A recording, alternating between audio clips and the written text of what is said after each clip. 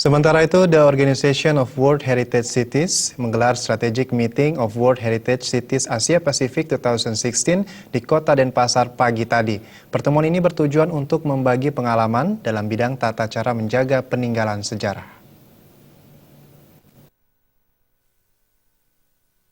Kota Denpasar masih sangat kuat mempertahankan warisan sejarah bukan benda. Dari penggolongan warisan budaya tak benda tersebut, Kota Denpasar ditunjuk sebagai tuan rumah konvensi dunia tentang warisan cagar budaya. Pertemuan internasional yang akan berlangsung 10 Agustus nanti dihadiri negara-negara anggota The Organization of World Heritage City. Wali Kota Denpasar Indah Bagus Rai Dharma Wijaya Mantra menyatakan, terpilihnya Kota Denpasar selaku tuan rumah lahir dari keputusan dalam pertemuan The Organization of World Heritage City beberapa bulan lalu yang menetapkan Denpasar sebagai kota pusaka. Rai Mantra berharap setelah konferensi ini selesai, Pemkot Denpasar akan terus berkomitmen melindungi warisan cagar budaya, baik benda maupun tak benda, melalui visi misi Kota Denpasar sebagai kota yang berwawasan budaya. Jadi gimana caranya untuk generasi selanjutnya itu dia care terhadap konservasi terhadap budaya itu sendiri. Dan bukan hanya untuk fisik bangunan, tapi juga yang sifatnya intangible ya. Jadi yang sifatnya filosofi dan juga yang sifatnya seni segala macam. Jadi mereka akan jadikan agenda di Asia Pasifik nanti tahun depan di Korea di Gwangju, dan juga rekomendasi untuk World Congress di Peru nanti di Lima.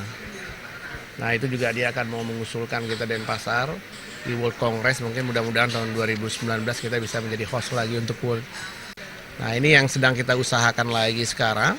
Kemarin sudah ada suatu green light untuk masalah art exhibition, untuk masalah lukisan kemarin, foto dan karikatur. Itu bagaimana caranya bisa menjadi agenda tetap annually dari OEAC untuk pertukaran para budayawan dan seniman. Jadi adanya joint exhibition. Nah kemungkinan akan ditawarkan, nah ini masih ada pembicaraan, jadi Denpasar ini menjadi host pertama dari 292 kota-kota di dunia. Konferensi ini juga diharapkan mampu menstimulasi dan menyadarkan masyarakat untuk melindungi warisan cagar budaya. Selama ini, peran masyarakat dalam upaya pelestarian cagar budaya hanya terbatas pada keikutsertaan dalam program seni budaya yang diselenggarakan pemerintah. Rai Mantra berharap semua komponen dilibatkan dalam melindungi peninggalan-peninggalan sejarah melalui acara internasional ini, serta untuk membagi pengalaman di bidang tata cara menjaga warisan sejarah yang ada di Kota Denpasar. Alit Putra dan Sutardana Bali TV.